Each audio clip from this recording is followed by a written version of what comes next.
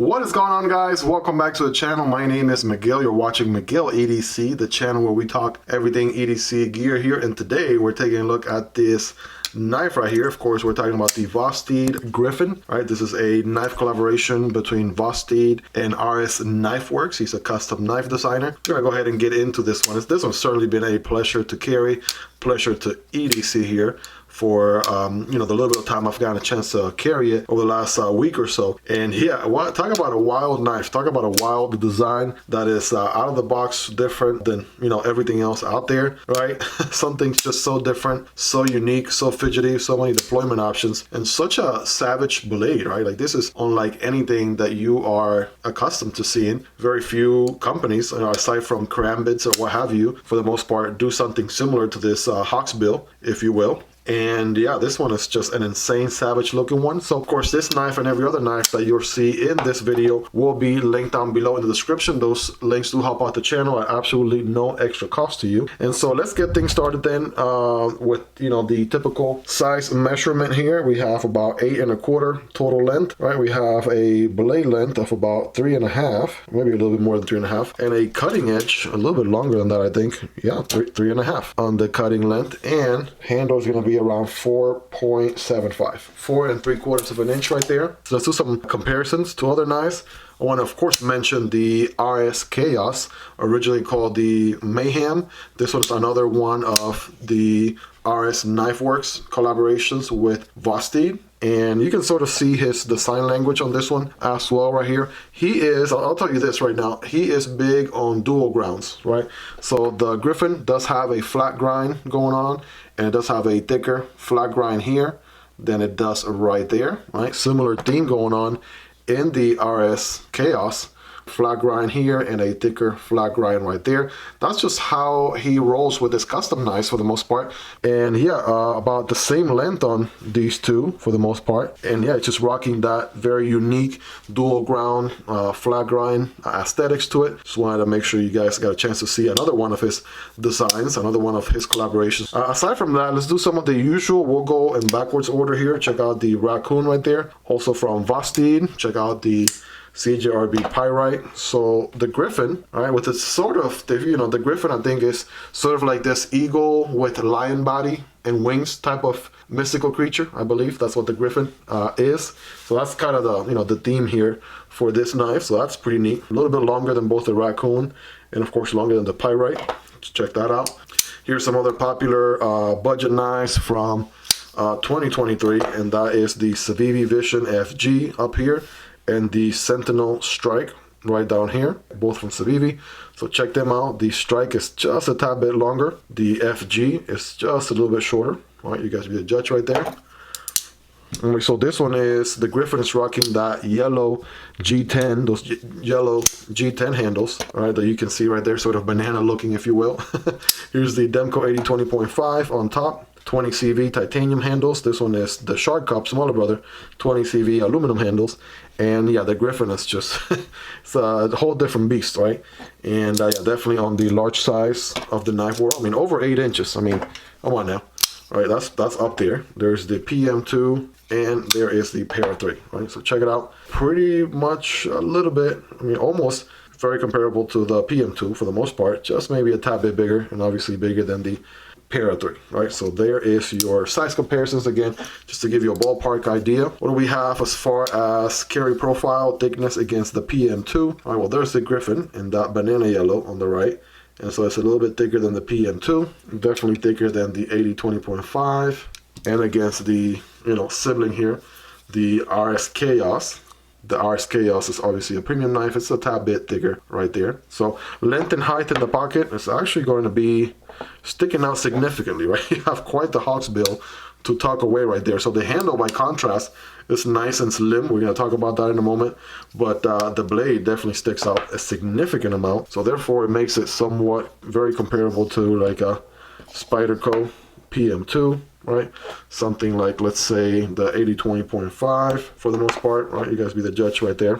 Okay, and obviously it's a long knife, so it's still going to be significantly, still have some decent length right there. So again, materials that we're working with here, G10 on the handles, right? Different colors are available, by the way.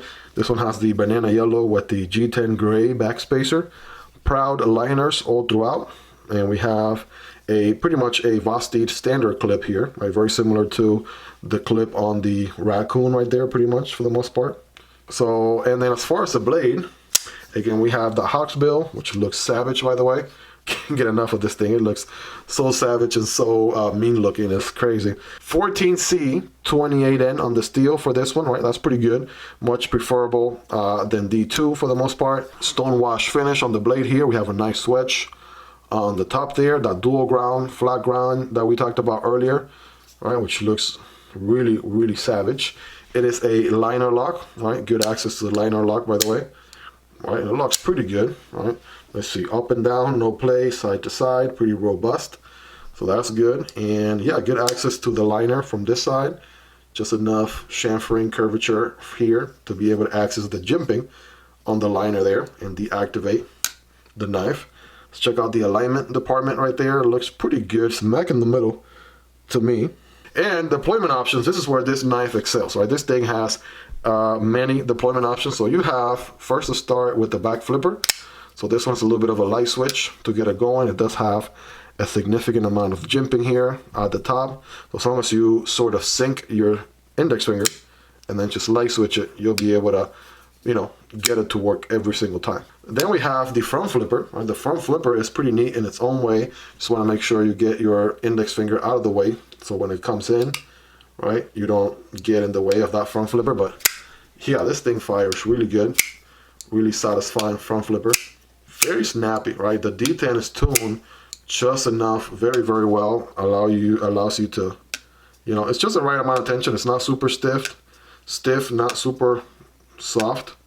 And it gives you enough tension, right, for that front flipper. You could also do, let's say, the index finger over like that, right? Boom. Or you could even do the reach around. I don't know. Do you want to count that as 3 different deployment options just based off of the front flipper alone? Sure. All right, then you got your hole right here, opening hole on the blade.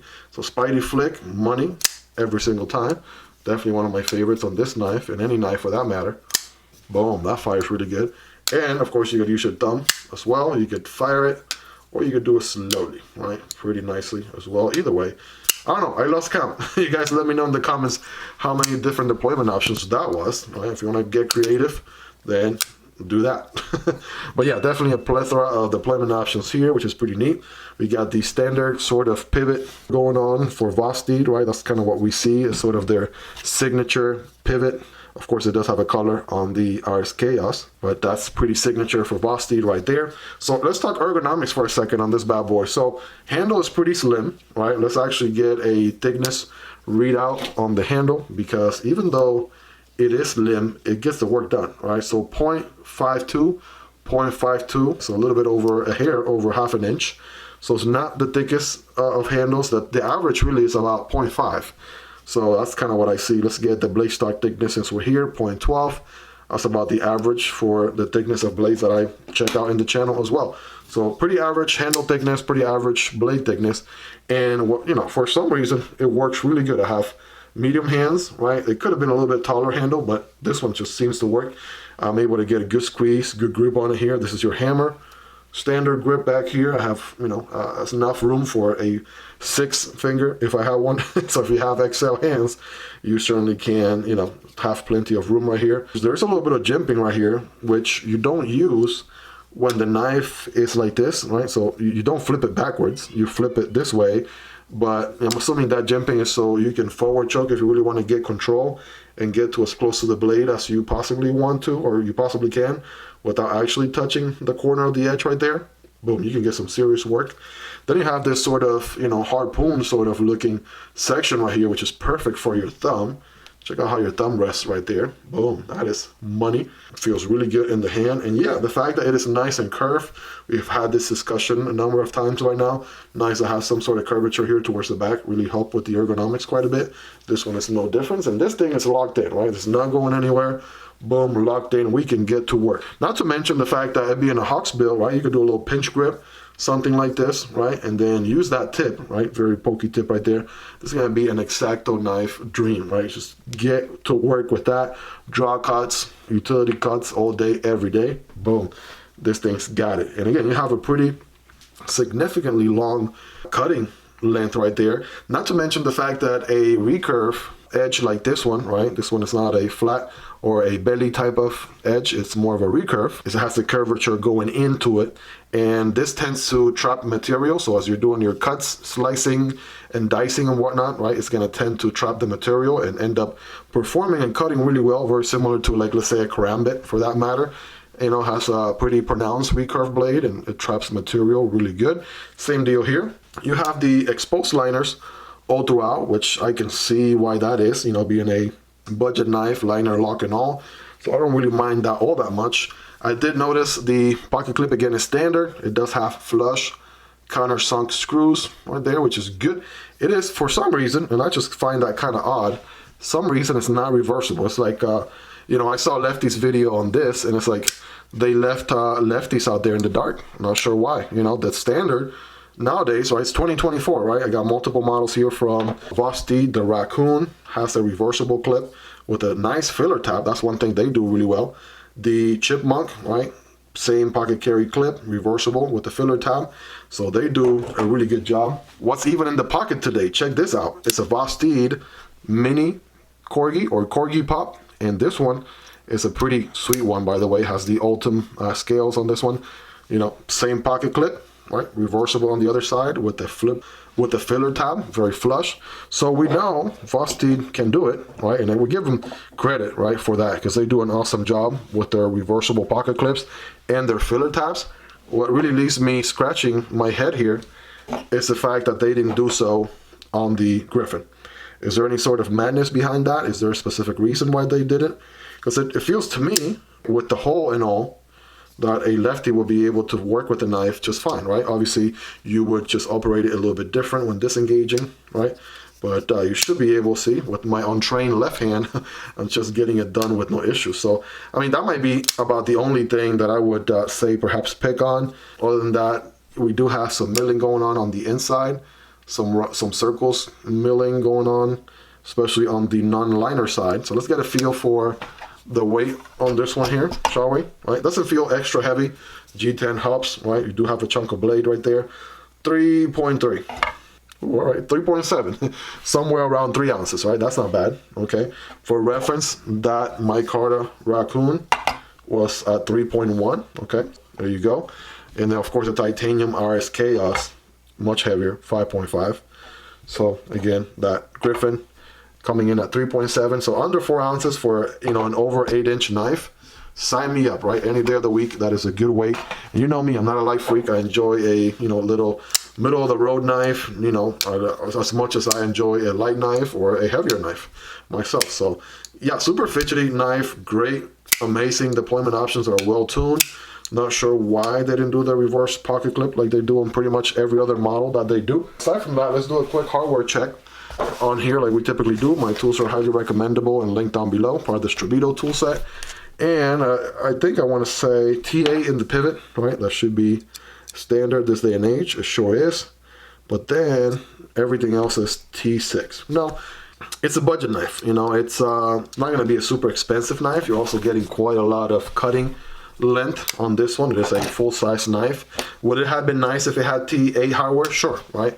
It's, you know, is it kind of, you know, doable if, you know, it has the T6, you know, that's okay, right? We can work with that. As a matter of fact, I think that they don't do, I think Vosteed for the most part does T6 everywhere, body screws wise. So yeah, even on the Raccoon, even on the Chipmunk, even on the Corgi Pup, they do T6 on body screws. So again, you know, take that with a grain of salt. Obviously, you know, everybody knows that a T8 is better than a T6. It's more preferable, but again, you know, we're talking about some budget knives here, especially the Griffin, everything you're getting with it. You're getting pretty much the design of a custom knife, but at a great budget price. 154 cm will be easy to sharpen when the time comes, right? Of course, it's gonna be a little bit challenging sharpening a recurve blade as compared to a straight edge or like a belly edge or what have you. But other than that, I mean, you're gonna get so many other added benefits, right? The trapping material, that very precise tip. So let's go ahead and do a very, very scientific test here. Here we go. Yeah, you can see that right away, that blade wants to sink in, bite into whatever material it is cutting through. And it being a hawksbill, is gonna do that very, very well. It's gonna trap that material really, really good.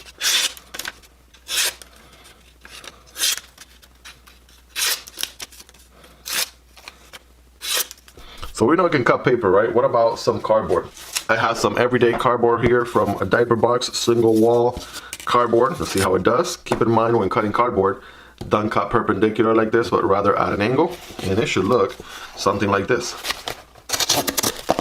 Yeah, that works very well. Oh, there's a section here towards the end that has a double wall. That's why I struggle a little bit. Not that much. Of course, it is always going to be a little bit more challenging to do a dual wall cardboard versus a single. It's like doing twice the work. So here we go. Let's try it this way instead now.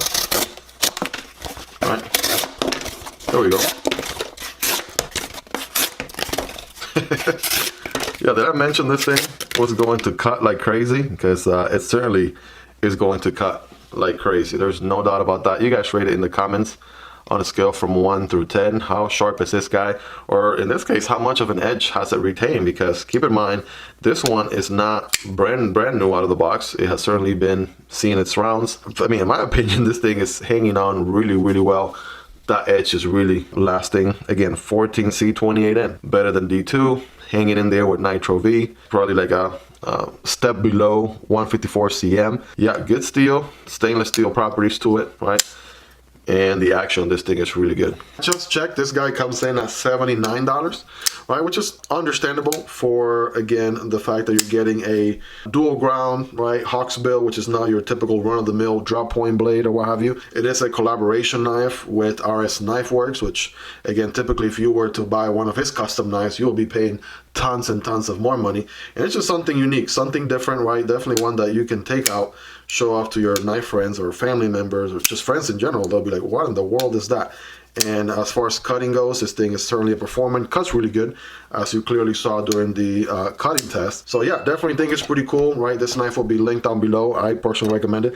I'm a huge fan of RS Knife Works designs myself, right? Let me bring that RSKAOS back in here so you guys can see it. Check out the unboxing on this one. Again, review coming up as well. I mean, I think he does a pretty unique job, like something different that I haven't seen from other knife designers. So I definitely give him credit for that. And yeah, this is one of my favorite knives, the RSKAOS. So the Griffin, I dig it 100%, recommend it. I like that it's fidgety. It has multiple deployment options, 154 cm, interesting blade geometry, dual ground. You know, the only nitpick here, if we really want to come down on it, or not come down on it, but, you know, like really be super, super picky, would be the T6 hardware over T8. And other than that, the reversible clip, which could have been an easy fix. I'm not sure why that was, but other than that, super cool knife, recommend it. It will be linked down below if you want to check it out. With that in mind, guys, let me know what else did I miss in this video. If there was anything specific that you wanted to see, anything in general, just let me know, right? What sort of questions do you have?